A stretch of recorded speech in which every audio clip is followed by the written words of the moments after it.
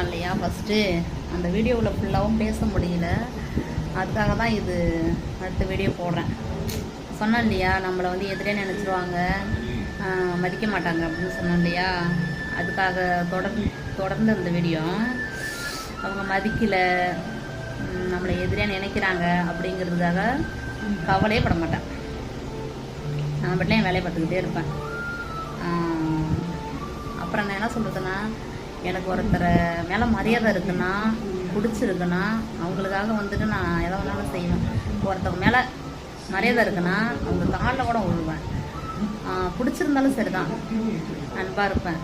அதே எனக்கு சிலரை பிடிக்கலன்னா, செருப்பு இருக்குல்ல, செருப்பு, அந்த செருப்பை கூட நான் மதிக்கவே மாட்டேன். அது எப்படியாப்பட்ட கொம்பானா இருக்கட்டும், நான் மதிக்கவே மாட்டேன். சில விஷயங்கள் வந்து நமக்கு பிடிக்காத விஷயங்களை செஞ்சால் கூட நமக்கு ஈக்குவலாக இல்லைன்னா, நமக்கு எப்படி சொல்கிறது, நமக்கு சமமாக இல்லைன்னா அது ஒரு என் மயிரா கூட மதிக்க மாட்டேதே. இந்த மயிரா கூட நான் மதிக்க மாட்டேன். திமிர்த்தனமாக தான் நான் இருப்பேன். இதே வந்து மரியாதை இருக்குன்னா அவங்களுக்காக நான் அடி பணிச்சிடுவேன். பிடிச்சிருந்தாலும் அன்பாக இருப்பேன்.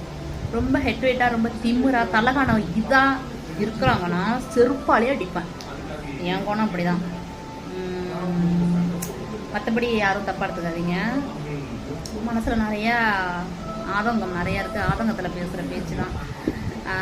மற்றபடி வந்து என்னை வந்துட்டு என் குறை சொல்கிறது, என்னை பற்றி பொல்லாதவ, தலகானம் பிடிச்சவ, திமிர் பிடிச்சவ, ரொம்ப வாயாடி அப்படின்னு சொன்னாங்கன்னு வச்சுங்களேன், என் மயிர் கூட நான் காலையே வாங்க மாட்டேன்.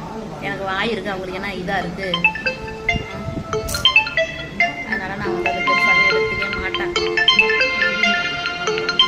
மரியாதை கொடுக்கணுன்னா மரியாதை கொடுக்கலாம். மரியாதை கொடுக்கணுன்னா சிற்பர் அடிச்சிடலாம். ரெண்டாவது, மனுஷராக மதிச்சனா மரியாதை கொடுக்கணும். மனுஷராக மதிச்சானா என் மயிர் கூட உங்களை சிற்பம் தான் நினைப்பேன்.